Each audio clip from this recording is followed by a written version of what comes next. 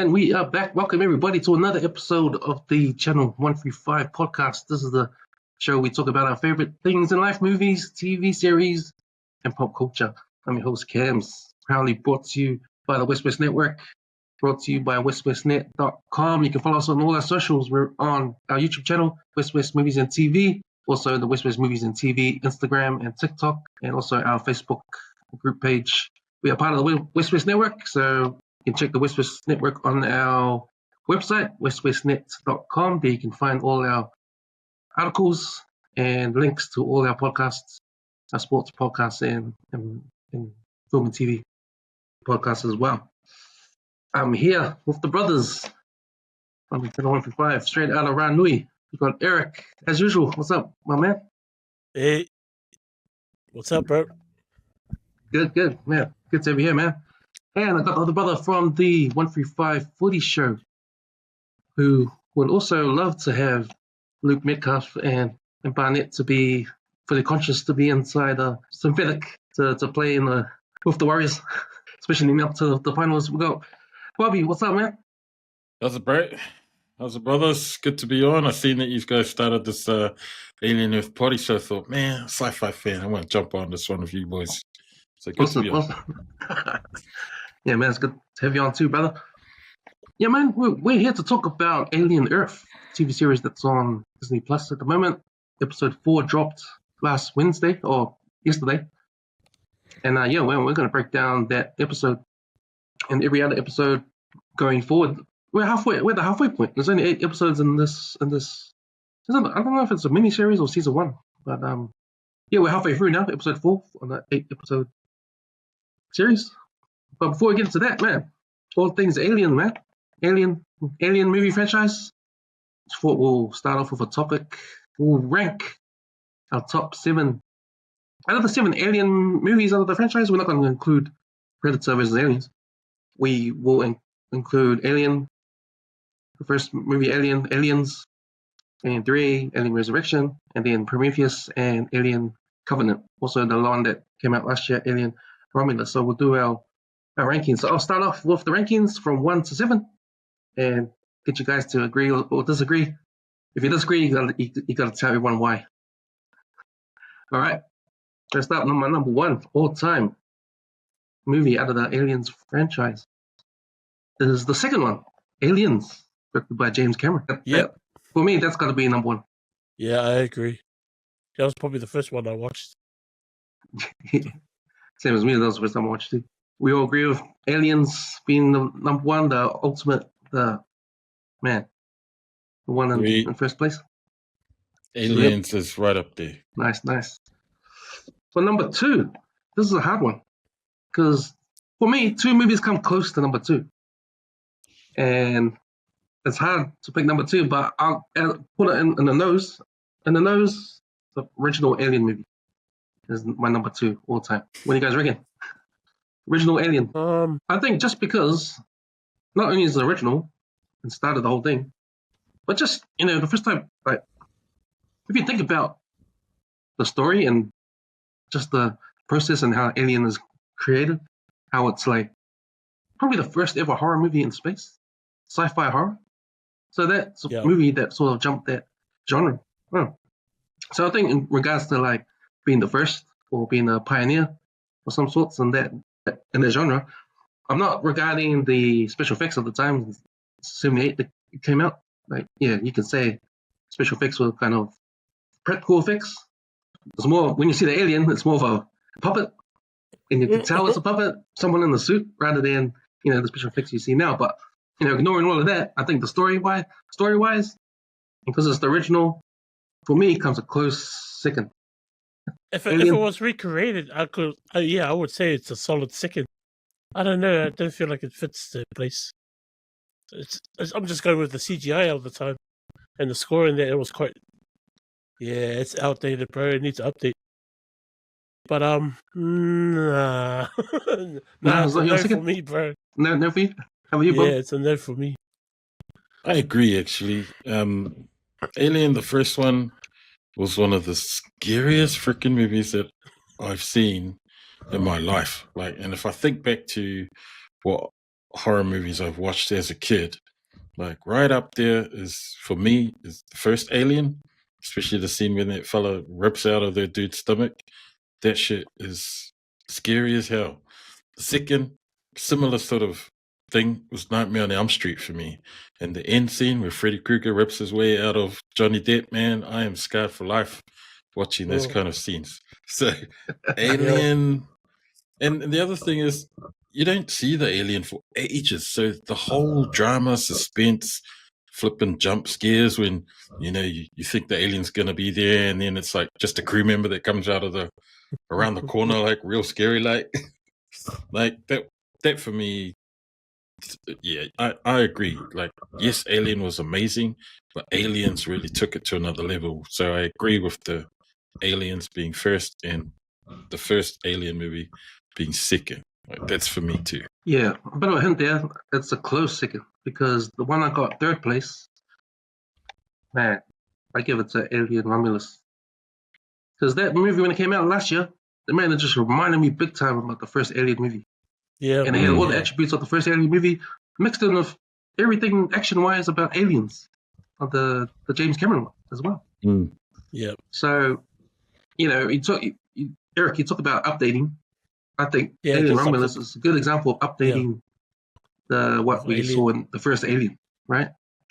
So number 3 for me is Alien Romulus that came out last year. That would have been my number 2 and then Alien number 3. But yeah. Right. Yeah. Just swapped them around, eh? Yeah. Okay. You agree with that number 3 pick, Bob? Yeah, I agree. It was a good way to sort of like revive it and to, like you say, remind you of those original Alien and Aliens. Because I thought the Ridley Scott's attempts at the prequels were a little bit missed the mark a bit. Like, it was great, massive production, special effects, but the story felt a bit meh. It was so. So you're right, Romulus really brought it back, and man, I had a few jump scares in there too. So good on you, Romulus. Especially with the face huggers, man. Yeah, bro. Nice. See, so between us 3, we're not that far off. Eric just swapped 2 from 3, and I said 2 and 3 is close. They're close. You can put 2 or 3 in those spots. So yeah. Good call. But number 4, I think we're getting into the sort of going into downhill now. But for me, number 4, I'm picking Alien Covenant, the first of the prequels. Alien Covenant, because go. No, you carry on. Yeah, I'm picking Alien Covenant because same sort of thing as why I picked Alien Romulus for number 3. Like, you got attributes of the first Alien as a horror. You're on a whole new planet, so there's more action. You got the group of scientists and soldiers arriving on a new planet, and you got the Wayland new tiny android there as well, and he takes off to do his own thing. I think horror-wise, this takes everything that's coming out of Alien, the original Alien as well. I think it falls short because it's not fully 100% what we know as the xenomorphs from the previous films. They're sort of still evolving. So you don't get the facehuggers straight away. And the whole thing with how the xenomorph gets made. But yeah, I thought it was a bit long too. So that's probably a bad credit for why it's dropped down to 4. But yeah, I think Alien Covenant for me, number 4. But we're starting to go downhill with the franchise in my next picks. That's a good point you brought up about Alien Covenant. Because you are right. The aliens, they're still in the early stages, right? David just hasn't still figured it out what he needs. So that's a good point. I think that might change my point of view because I was thinking Prometheus on number 4, and then Alien Covenant is the next one. But I think that changes my point of view. So, nice. That's cool. Better change your point of view then. Because in Prometheus, the alien is non-existent pretty much. It's just we see the first alien is not even anything we recognize. So it's like the alien covenant is like, it's probably how many generations away from the xenomorph that we know. So yeah, it's a good point you brought up, James. Oh yeah, so you're moving yours to... Yeah. So I agree with you. Okay. How are you, Bob? You're number 4. I agree with Covenant being ahead of Prometheus because I thought the sequel was to Prometheus. It tied up a lot of loose ends, but then it kind of went back to being more recognizable as an alien movie. I know Prometheus was trying to do this like origin story, but man, and you'll probably touch on it when you get to the downhill ones, but Prometheus seemed way too far-fetched for me. And I was just like, man, I think they're trying to introduce too much science here when they should just stick to science fiction, make it sort of believable, but have a really cool story around it. It went way too trying to where they're like gods and blah, blah, blah. Yeah. So I agree. Covenant before any of those other ones that are left. Yeah, Prometheus was pushing it, eh? Yeah, so that brings me to number 4 up to 5, eh? 5.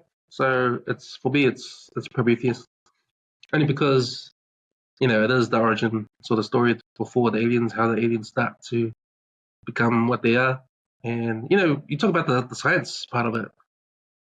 Yeah, you got all that too. It's a bit long, it's a bit far fetched too, but I think as a connecting rod for the story, I think that's all I give it the credit for.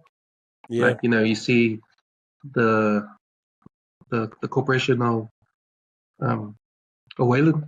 I think they haven't merged with Utani yet. Yeah, so it gives you all that backstory as well and start of it too. So yeah, I'll give Prometheus the number 5. You guys agree? I agree with Prometheus being 5. I just same. Angry Pants that they made Mo Idris Elba and Charlize in that movie. Like you had all these superstars, and then it was just terrible. I thought it was like, man, how did they use them like that? Like they brought a real presence to that movie, and then like just the way that they got killed. I was like, man, come on. The thing what I appreciate from Prometheus, the thing that I probably appreciate is the storytelling. Like you can have a bad story, but it wasn't really a bad story. It's just badly executed, I thought. Yeah, pacing in that film was terrible, and it was long. Yeah. You agree with that one later? Yep. Number 5, Prometheus. Number 6, I've got Alien Resurrection. Now, the thing about Alien Resurrection, right? I remember the hype for it after Alien 3, and I was thinking, man, I gotta watch this because now we've seen multiple aliens again. Like, I remember thinking, this movie's gonna be me because I miss having an army fight, whole lot of aliens like in the second movie, right? So, but unfortunately, it didn't come out that way, and it was kind of like a dumb film.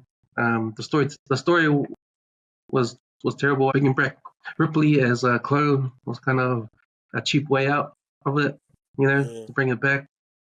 Yeah, man, and another thing is that because of the success that I thought of the success of Alien Romulus, bringing all that back, and just the upgrade of storytelling, especially with this Alien Earth. Because, man, the storytelling in Alien Earth is up there, man. It is quality. And it reminds me of Endor. The way Endor was sort of reinvented and written, more characterization, more depth into the story. I'm getting the same feeling with Alien Earth, man. And, I never got that same sort of storytelling with Alien Resurrection and even Alien Part 3. So, downhill, man. My number 6 is Alien Resurrection, which leaves my last one, Alien 3, bottom of the barrel, man. For me, that was crap. How can you kill Newt and bloody Michael Bean's character in the first 5 minutes, man? Wow. That was to me. That was dumb, man. All I remember was in prison. Planet. Yeah, it was a prison. Yeah. Like an industrial planet. Yeah, so she sacrifices herself at the end to kill the alien coming through there. hot metal thing. Yeah. So I think you all agree that these last two are the worst of the Alien films, Resurrection and Alien 3. Is it the same order? Do you like that order?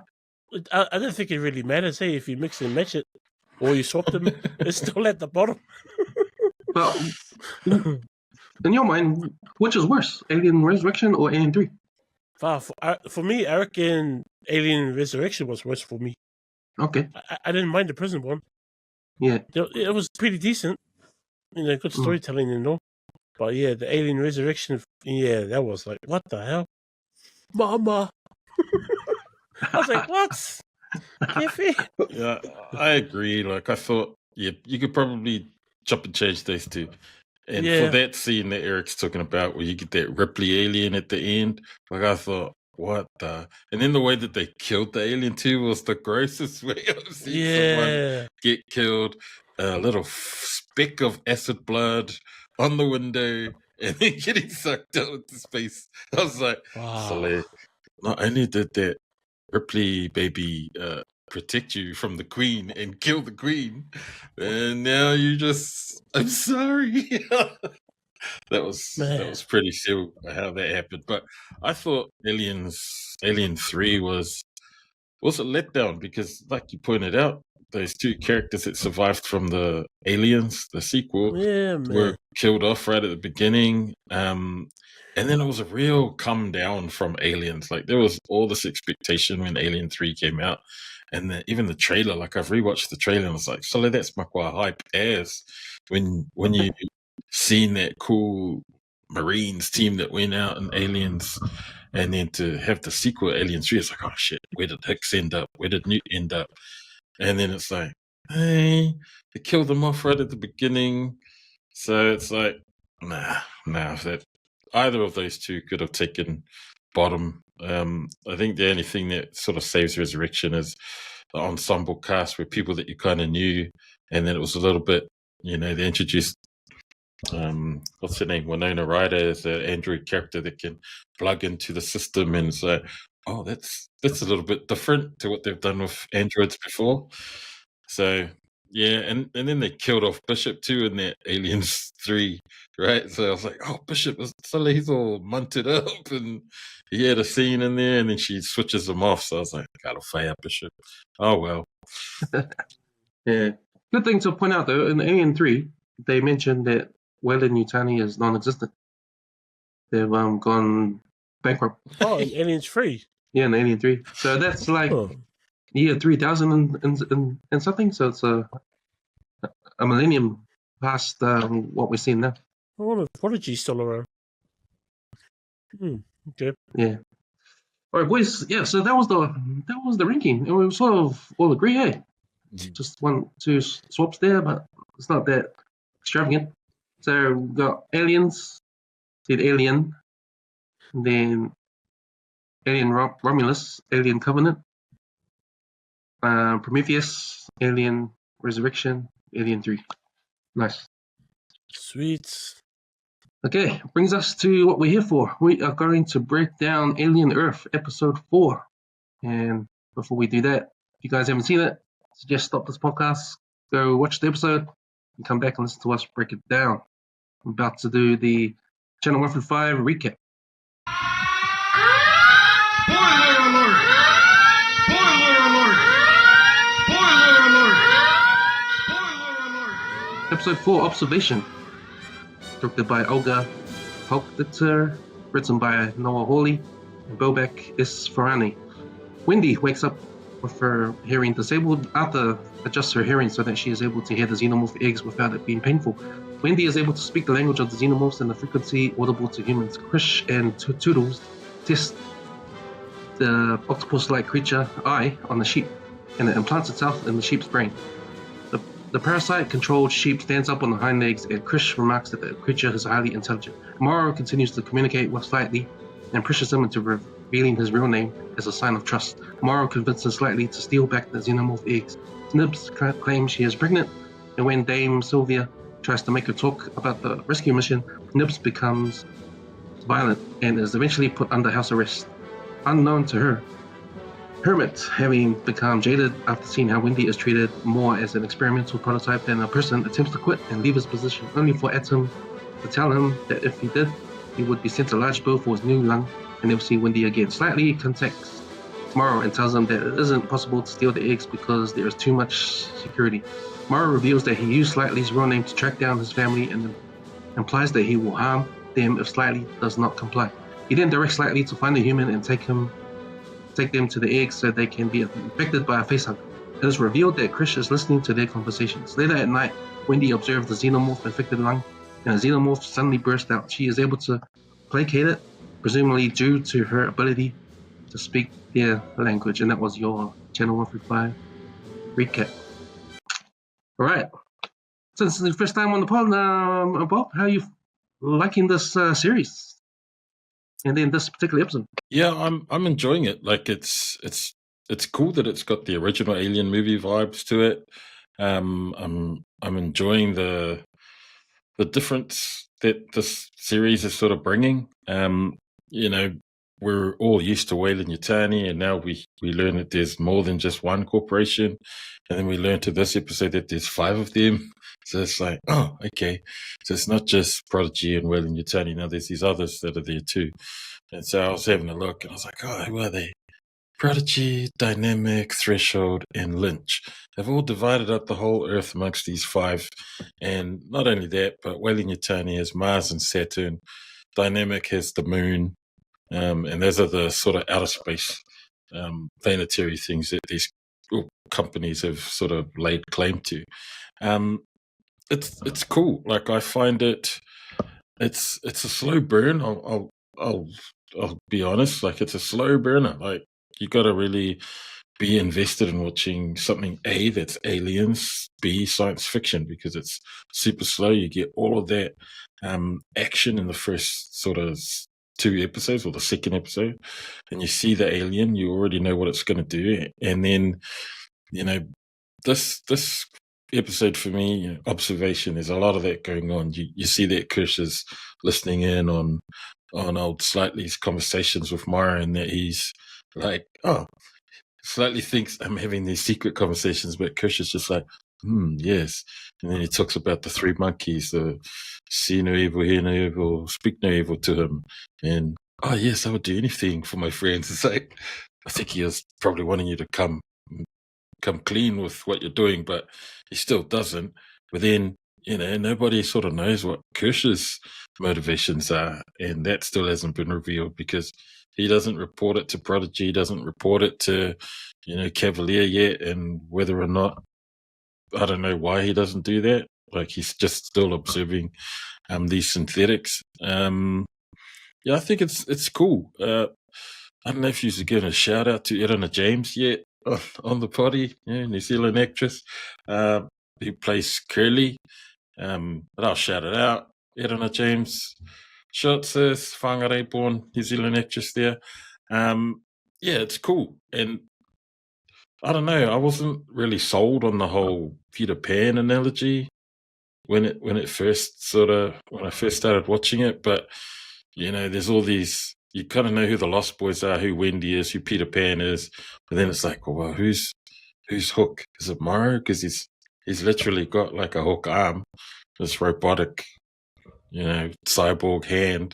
But then it's like, is there gonna be a twist? Is Hook amongst one of the synthetics? Like, this is now what I'm thinking. Is like, well, if it's gonna match the Peter Pan story, you know, you've got Wendy now, is she Hook because she can now hear the ticking of the clock from the crocodiles. He swallowed the clock, you know, with his hand. It's like, is it her because she can hear the alien voices? I don't know. That was another thing I picked up from this last episode and the one before it. Yeah, lots to sort of digest, heaps to sort of think about, because there's all this stuff that's going on. Lots of sort of scheming, lots of don't know what's really going to happen, and then lots of oh shit, with Nibs jumping up at Dame Sylvia, like, yeah, you forget she could snap you in half and kill you just like that. And like, I knew that was coming, so I was like, yeah, I don't want to talk about it, because you knew she was scared when they went onto the ship that first time and that alien was there. don't talk about it. Oh, so they're humans, man. Listen, don't push them, because she looks like the one that's going to snap and cause some sort of drama later on. So yeah, no, I really enjoyed it so far. This has probably been the most intriguing episode. I still enjoyed the second episode where all the action picked up, but now it's kind of sort of, yeah, now the story is starting to develop and they're starting to flesh it out. And now you've got Wendy speaking to the little alien baby that smashed out of the thing. So where that's going to go, well, like you say, we're halfway through now, so we'll see where it takes us. But it's all good so far. I did enjoy this episode a lot. Obviously, they've gotten more depth with the characters in this episode. Anyway, you can slowly see their prodigy's aims, where they were doing these synthetics with a human conscious. Now they're moving on to these monsters and doing more experiments on these monsters. So their goals have totally changed, and you can see that in this episode. So I don't know what's going to happen in the next episode.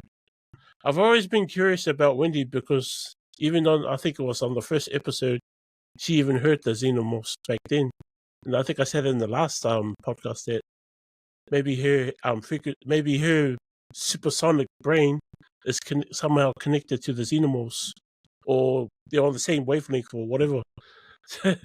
Now, obviously, we can see her that she's communicating with the damn alien. So I don't know if it's going to be like anything like Chris Pratt's character on Jurassic Park, where he controls the reptiles. I don't know if it's gonna be anything like that with Wendy. I hope not. I hope it's just the one xenomorph. Because I'm sure they're resilient to that type of. I mean, they do.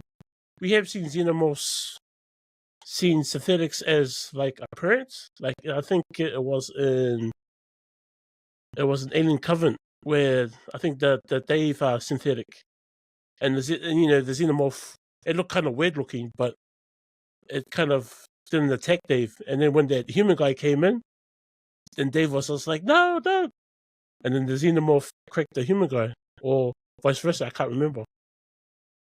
But yeah, it'll be good to see how that works out. But yeah, that was a good episode. I enjoyed it. Like Bob was saying, there's a lot of things going on. But yeah, I'm just focusing on all the company's views. It's not looking too good, especially with trying to blackmail the brother. I was like, shit, this guy. Yeah, you alluded to the characterization, and man, doing a TV series on a movie franchise on a movie, you got to do its job. What I mean by that is the TV series needs to go in depth with more things, because you're talking about there's an eight episode series, so you're talking about 8 hours of content, right? So you gotta go into depth in the story and have characterization. And what this episode did was introduce us more into the characters of those two scientists that are husband and wife. Oh, Sylvia and I forgot the guy's name. Was it Arthur? Arthur, yeah. Yeah. So now we get to see what their intentions are, and with the Arthur guy, he's like you can tell his heart's in the right place. He's a scientist first and foremost. He's working for Boy Cavalier about these synthetic stuff, and then he's concerned about our incentives are going somewhere else. It's only because of the whole corporation thing. So with Prodigy, their sort of goals have changed because their direct rivalry with Whale and Yutani, and just holding their stuff, those aliens, right? So yeah, so all that's interesting. But yeah, I thought this was a solid episode. Delve into some more of the story. It didn't push the story far though. I think it doubled down on a lot of what happened last episode. The thing with Morrow and what he's trying to do, he's trying to get Slightly to grab an egg. But he hasn't done that yet. So he's still manipulating him. And that was sort of like the theme that comes out of this episode, the manipulation on kids. Because those synthetics, they're all kids, and they're all being manipulated in some way. You got Morrow manipulating Slightly. He's using his mum to make Slightly steal an egg. You got Boy Cavalier, who's using Wendy's brother to make her do what he wants to do. And there was that scene at the end when synthetics are having a playtime. That scene at the end, and you get to get more of the story, the background story. So they were talking about how there's no more governments anymore, and that these 5 corporations have taken over the earth and stuff like that. So a lot of information in this episode as well. A lot of doubling down on the characters, giving more insight to these new characters, the 2 scientists, and also a little thing about these synthetics, like the scene where what's the synthetic that thinks she's pregnant? Like that whole scene there. Yeah. Nips. Yeah, Nips. That's sort of like a AI going against the human masters there. So you get that story as well. So a lot is going on in this episode. Favorite scenes? What was your favorite scene, Bob? Probably the scene at the end where the alien comes out. I had 2 scenes, and they're mostly around the aliens. There's that one, and the creepy eye alien that goes into the sheep. So, yeah, like I hate the alien. Yeah, bro, because you've got a known quantity in the xenomorphs. You know what they're gonna do. You know what they're about. Face huggers, inseminate, rip out of your chest, big, massive, scary acid blood, tear you apart. But that alien, that creepy little octopus eyeball that it goes into the sheep, and then all of the eyeballs that it has morphs into one, and then it just sort of stares at you, and they're so right. It's like, man, this thing's intelligent. How out it's intelligent. It's wanting to know how to get out of this body and get into one of those human bodies that it can then manipulate, So those are my 2 scenes. I like how you touched on the whole manipulated children, because you do sort of forget, but then they kind of remind you, because they keep talking about the Lost Boys and Wendy and Peter Pan and all of those sort of references remind you that, oh yeah, they are kids. They are kids that will never grow up. That whole theme, kids that will never grow up, and of the stuff that I've read about Alien Earth, there's all these like different analogies around who's going to be Hook, who are going to be the pirates, because in Peter Pan's world in Neverland, all the adults in Neverland were pirates, right? If they weren't children, they were adults and they were pirates. But then there's another story where it's like, well, Hook and all of the pirates used to be Lost Boys that rebelled, and then they now growing up into adults. And I've read somewhere where it's like, oh, Peter Pan's actually the baddie. He's stolen the souls of all these children, and Hook's just trying to go and free the souls of the kids and destroy Hook. So it's like, but anyway, I digress. 2 favorite scenes were the one at the end where she's talking to the alien, Wendy, and that sheep eyeball one. Yeah, so that's what I understand. So that eye thing, the eye alien with the tentacles, like the octopus, it's trying to replace it's trying to get into your brain, huh? Because I guess when it takes out your eye and sits in there, the tentacles behind the eye goes into the host, the brain of the host there, and takes over. Yeah, it looks like so. I wonder if that's enough to kill the host, or if it escapes, the host is just left with no eye. Nah, I think if you can survive, if you can survive the eye, do you reckon? Or the host just is gone because of the tentacles in your brain, man? Yeah, I think those tentacles would have gone through its nervous system. So yeah, I'm only guessing. But man, that sheep is not a sheep anymore, bro. Did you see how it stood up in the beginning, man? I was like, what the fuck is it gonna walk around now on its 2 legs? Stood up, realized, oh, this creature's not built to be standing up, drops back down. Like, it doesn't have the intelligence to speak yet. Nah. I'm thinking, is this a practical joke? You give me a fucking not standing up host?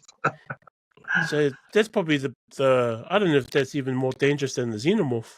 It looks it though. Fuck. Unless they turn the host into a killing machine. Maybe it's looking for a host that can do stuff like a human. You can pick up a gun, start shooting everyone.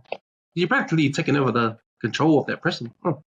Yeah, I don't know what its thing is to just take over the host and feed off it, or well, if we know movies like we do, they are gonna have that eye go into a human. Because why wouldn't you not?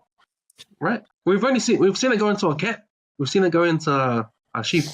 We gotta go see it going into a human, man. We gotta see what happens. Oh man, it was one of those scenes that I guess the episode's called Observation, and so we're thinking that it's the humans are observing this alien, but nah, that it's the other way sheep around. is observing everything in the room. And Kirsch even puts it out and he's playing peekaboo with it, and it keeps looking at him like. And I was like, oh. So there were heaps of examples that fit the name of the episode, Observation. Kirsch doing that with slightly, Mara doing that with slightly, tricking him, and Wendy with the aliens. Everyone's monitoring and observing Wendy. Yeah, I thought it was cool. It was a cool episode. Yeah, one more to add to that alien. Shit, I just lost it. It just went out of my head. Just like the eye. No, I was gonna say something, but I just lost it.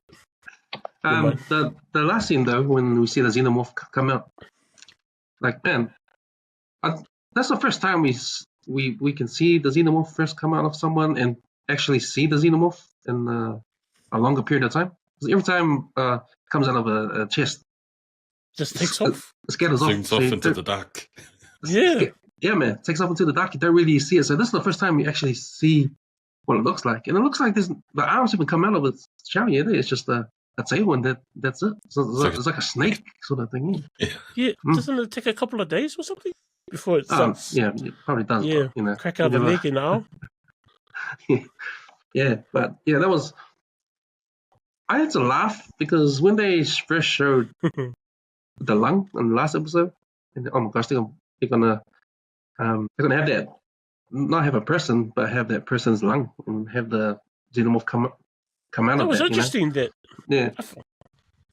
I found that interesting because I thought the alien embryo always needed the whole body to reproduce, but it looks like it can reproduce in the leg or somebody's arm or somebody's lungs or somebody's liver and come out as a xenomorph, which was. But then even the embryo itself. When they took the embryo out, it was like a fully formed small one, eh? Yeah. I thought it would be like an egg or something. Like I would have thought, because to me it looks like the facehugger is another thing. It's another alien. You know what I mean? Yeah. Because now it looks like there's a facehugger and there's another alien inside the facehugger. And the facehugger's priority job is to get its embryo into a biological host. Yeah, so it's like two. There's two aliens there. That's what I remembered about the octopus. Now I remember. Now going back to the octopus, I think it's Did you see how it attacked Nips? I thought it could only attack biological matter. Nah, that was xenomorph. Yeah, but the octopus thing was actually going for Nips. Like it was going to actually go into its cells, into the synthetic. So shit.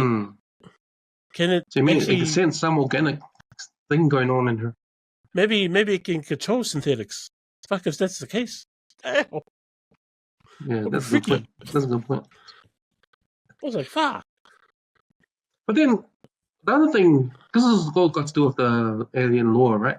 So this is the first time they actually told us, and I had to think back if it happened in the previous films. But the eggs only open up when they're humans in there. I did not get that in any of the previous films. The what? The eggs there, the xenomorph eggs, they open up only when the human is there. Yeah, biological matter, eh? Like, yeah. If it's not, probably if it's an animal or something or anything biological, it goes around the eggs. And Alien Romulus, when there's heaps of those facehuggers everywhere, how do they catch them if there's no humans around? You know what I mean? I think you're they were already out. Point out plot holes. Weren't they already out and displayed like in some kind of room? Were they? I don't know. They were like in like little jelly bags or something. Unless the scientists cut them out, and put them in those incubators. Yeah, because I think at that time they were experimenting hard. Yeah, but anyway, it's the first part of the alien lore. Yeah, like that's the first time we've heard that. I think. Yeah. The eggs only open when there's a human around or organic person around.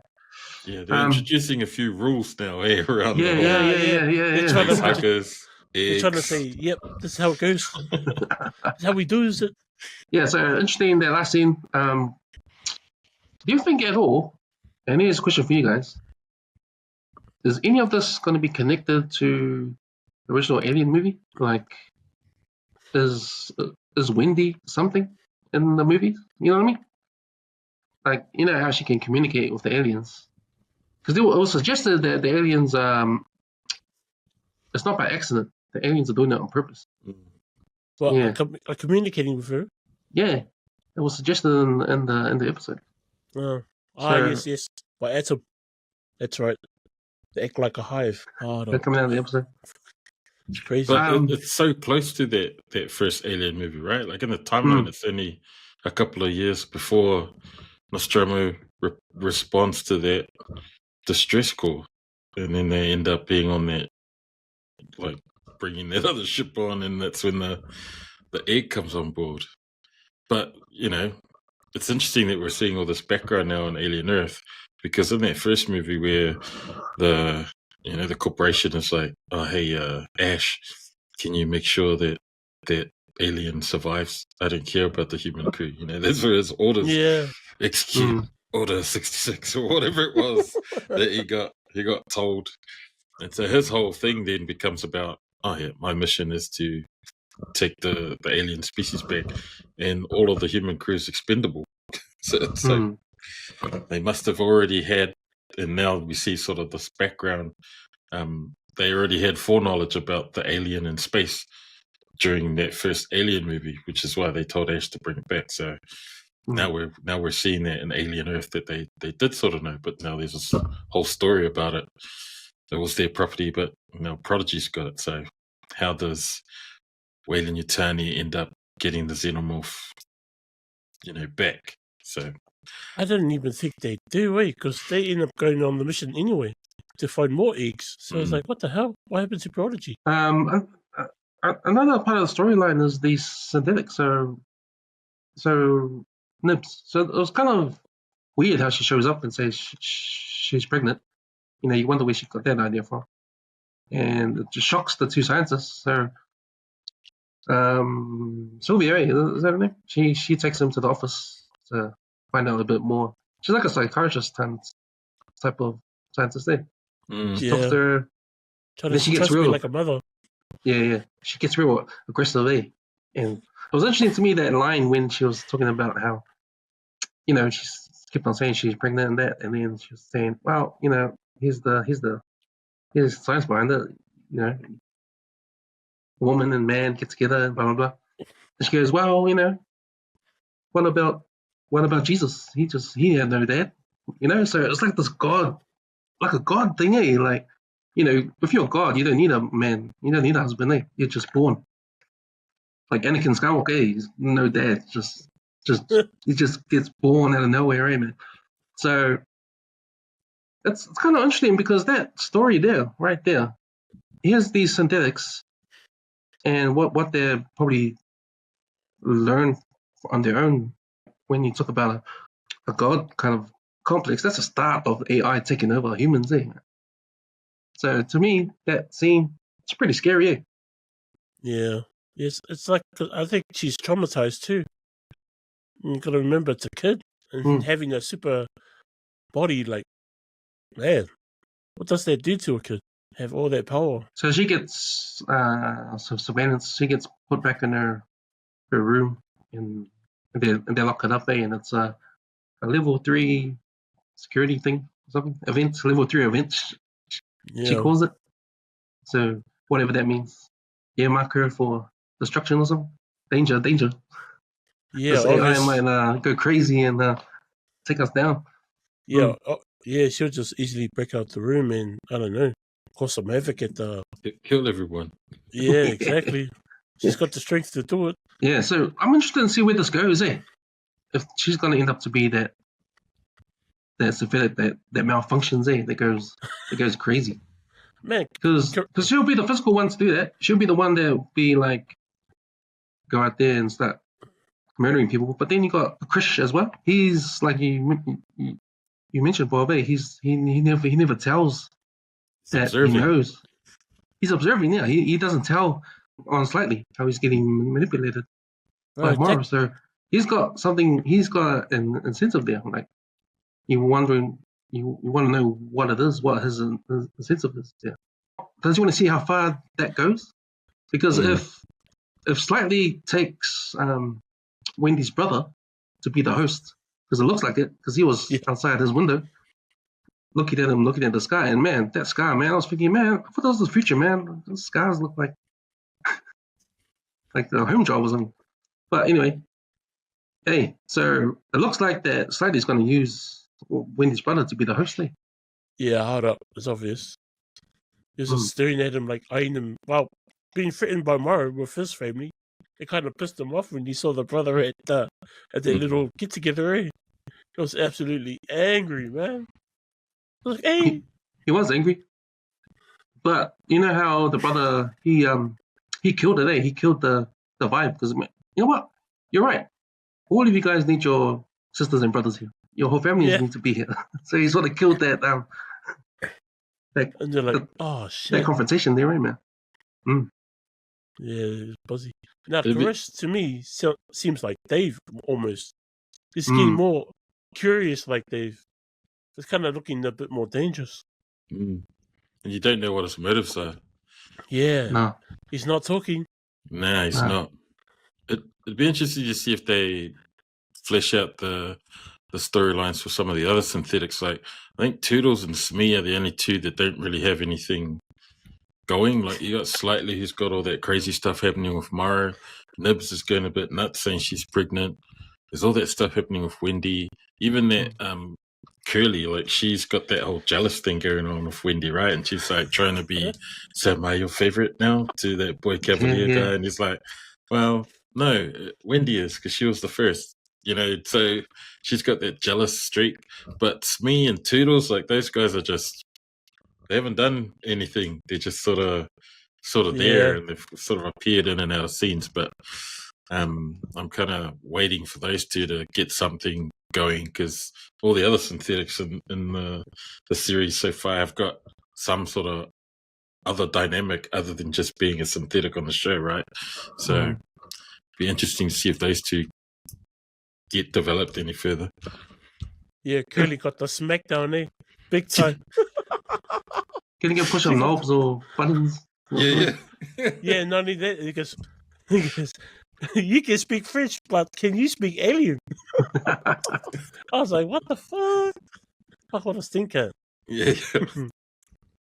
So, Boy Cavalier, he's become this unlikable character, right? He's like the boy genius. He's the leader of Prodigy. He's Peter Pan. He's Peter Pan. He's a trillionaire. He's a bit arrogant. You know, I think he should listen to his butler. He must be a synthetic too, that guy, the hula bottle guy. But he seems like one, Adam, but I had a look at his profile and it says he's human, so I'm like, oh, sure, he acts looks like a synthetic, bro. Yeah, so, you know, he could give them some good advice, you know, like, you want to continue with this alien thing? Like, we're going away from what we're here for with the synthetic stuff. But, yeah, harder. So, you know, that might be his undoing, man, because, you know, after all, he fell into this when the ship crashed on his part of town. So yeah, his character's interesting, because I wonder how much of this will cloud his judgment and what else is going on. Because it looks like he might have a conflict with Kirsch. Kirsch is slowly, like you said, observing, looking at what's going on. It looks like he's waiting for his time to strike. Well, whatever that's going to be. Well, whatever that strike means, whatever that's going to be, it looks like he's just waiting. He knows what's going on with Slightly. He must think ahead and think, okay, Slightly's going to do this. I'll let him do this to a point, whatever that reason is. So, yeah, man, it's like, I love this, man. It's the mystery of what's going on. Like, going back to Koresh and Boy Cavalier, I got a funny feeling that Boy Cavalier is, I don't know, in some way jealous of Koresh. Maybe because he's more curious than he is. Because you remember that scene with the sheep, and how thing was playing peekaboo with the sheep. Boy Calvary was like, "Hey, I should be interacting with the sheep." He gets the ball from Atom, bounces it off the door. Then that fucking octopus thing starts turning around and starts focusing on him, and he's like, "Yeah, on me." I was like, "Hey, what? What are you doing, bro?" So I don't know. I don't know if that's like, "Hey, bro, stay in your lane, Sikarish," or. So that's probably you're probably touching a theme, I reckon, because he's meant to be the super intelligent guy, but he's probably not intelligent enough to notice shit that's happening right underneath his nose. Right? He's so intelligent that there's all this stuff happening underneath there he can't see. And I think you're right. Like at one point, he's gonna tell Kirsch's character to do something. Kirsch probably just turn around and end him. And he's dependent on Kirsch, right? He's like, go do all of these experiments, and then I'm dependent on you to tell me what's going on. Man, Kirsch is finding out all sorts of shit about the aliens, and then who knows if he's telling Boy Cavalier all the stuff, because he's kept that stuff with Slightly and Morrow, like away from him. So who knows what other stuff that he's been experimenting with these aliens that we haven't seen yet, and he probably has, and he's keeping from Boy Cavalier. So yeah, that guy's super intelligent, but he's not very smart. Because you even see with Koresh, he's been observing Wendy really closely, so he's understanding, and he was even there in the last scene. So like he's just like the series said, he's observation. Maybe it's him that's observing everybody. But yeah, no, he's an interesting character. If any of these Lost Boys or synthetics get killed, the one I'll be sad to see die is Isaac. Because that guy is, man, I like this guy in this episode. When he was like trying to be a scientist, he wanted to be a scientist. He asked Chris if he could change his name to Isaac. Yeah. To represent Isaac Newton. And like just how innocent he is, like he's the one that's like really knows what he wants, right? Because he said when they were having a playtime at the end, when they were talking about bringing their families over or going back to the real world, they say, "Nah, I want to stay here. Like we're respected here, you know. I want to be a scientist. I can do my studies here." So he really knows what he wants, and there's that scene where him and Slightly talk in the hallway, and Slightly's about to go and steal the egg, but he's stopped because he mumbles his words because he can't give an answer when he's asked, "Oh, who are you gonna give? How come Alpha told you to come to the lab?" You know, It's like, oh. And then Isaac's saying, "Man, just come, let's go. We're gonna go play, so you might remember why he came here for." You know? Yeah. So Isaac, he's a good guy. He's like innocent. They're all innocent. But I think for me, if any of those synthetics were to get killed, man, I'll be sad if Isaac goes. Yeah, Isaac. The beginning of the episode sort of answered our question in our class episode about when Wendy, she can communicate with the aliens. But that scene when they up the frequency so she can hear what the aliens say, and then Boy Cavalier asked her to bring it out so we can hear in the same frequency, and then she opens her mouth, and then the noise of the alien comes out. Man, I went straight back to Aliens, the second movie, because it sounded like the Queen. When the Queen is battling with Ripley, and Ripley's in that exoskeleton thing. You noticed that? Yeah, like the noise that that Queen Holy was, shit. the same from that film. So that was the vibe I got. I don't know. I don't know about you guys, but it almost sounds like the clicking part. It almost sounds like a Predator. It did sort of sound Predatorish. Yeah, like it might be the same lingo or different dialect. Who knows? Shit. Fuck. They still really haven't explained. Like, I know Wendy said they chose me, but you don't. What does that mean? You don't know how they chose her or why they chose her to be able to hear the language right on that frequency, because no one else can hear it. None of the other synthetics can hear it. So it's like, what's going on here? Why are you the chosen one? Well, because the Boy Calaveras did mention that he put a supercomputer in her. That's why he finds her Like he's wanting that intelligent conversation. Mm. So I think he's trying to get her engaging more so he can have the intelligent. But it looks like he's going to be talking to the aliens. I don't know. Yeah. He looks more interested in the aliens than anything else. One of the things I noticed in this whole series, director Noah Hawley, he does this a lot in all his stuff. So he does it a lot in Fargo when he did Fargo season 1, 2, and 3, and 4. But he always has these scenes where it fades out and fades in and out of other scenes, and it happens. It happens a few times in the series. It happens when Morrow is talking to Slightly, and it fades in and out of Kirsch listening in. There's also scenes that fade in and out, that scenes we haven't seen before. Like, it might imply that these are scenes about to happen. So in the beginning of the episode, there's the beach, and you see the head of a doll in the sand, right? I don't know if that's going to be is what that means. Does that mean there were kids before these synthetics that were on the island that got killed through experiments, or is that Newt's? That doll belongs to Newt, like on the movie? I don't know, but it reminded me of that. It means that scene when someone's pushing someone's eye. So yeah, little things are like that I picked up. That Arthur and his wife scene, I thought was going to play some sort of importance, because they talk about how at best we've got these synthetics that think they're children. At worst, we've just murdered 5 kids. You know, that's that's the spectrum of this whole experiment with these synthetics, that it's either going to be success or it's going to be a failure, and all they've done is murder children. So I thought that was an interesting perspective. Because we don't know what about their parents, eh? Children's parents. Did they know that their kids? It looks like they don't, eh? Well, at least Slightly's mum didn't know. He's Slightly's, her son, Rush or something, is still alive. So I don't think she was supposed to know, but it looks like Mar told her. Yeah. But it looks like the parents don't know, eh? The kids are still alive in some form. Some way I think they got told that their kid's going to get taken away, and then for treatment, and then next minute, your kids have died. It's like, what?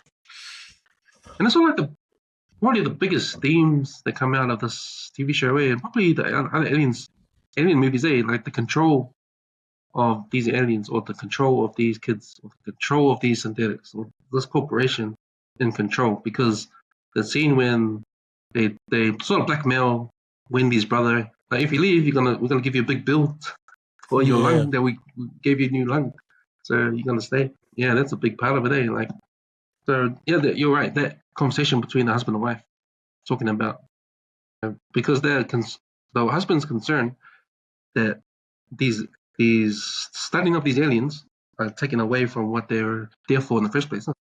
I think it highlights the arrogance too of these corporations and that control that you talk about. When anything these aliens want to do is kill you and procreate. You know, they don't care about your plans or your secure facilities that you're going to trap them in. You know, like Paul Reisman's character in the Aliens, the sequel, where he's like, I've been told by the corporation to bring them back. You know, I'm going to put them in the cryo tubes, and then once they've been infected, and then take them back to the corporation. You know, similar with this boy Cavalier who thinks that,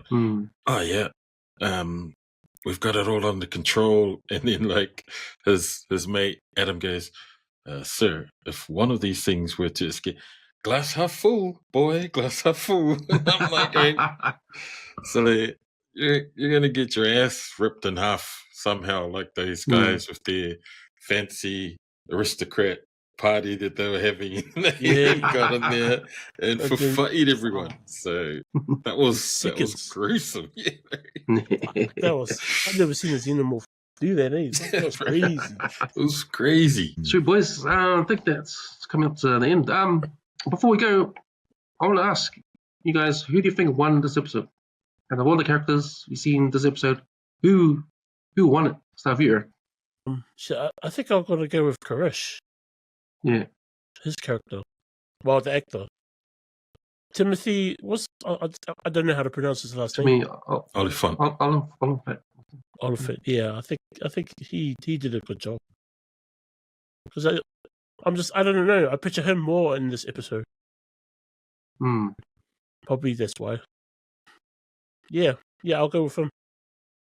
Yeah, I agree. Like Krish he's setting up to be like someone that's got a lot of knowledge, not only about the aliens but about the synthetics. He's probably profiled the boy Cavalier, and he knows a hell of a lot about what's happening at this Neverland Island, right?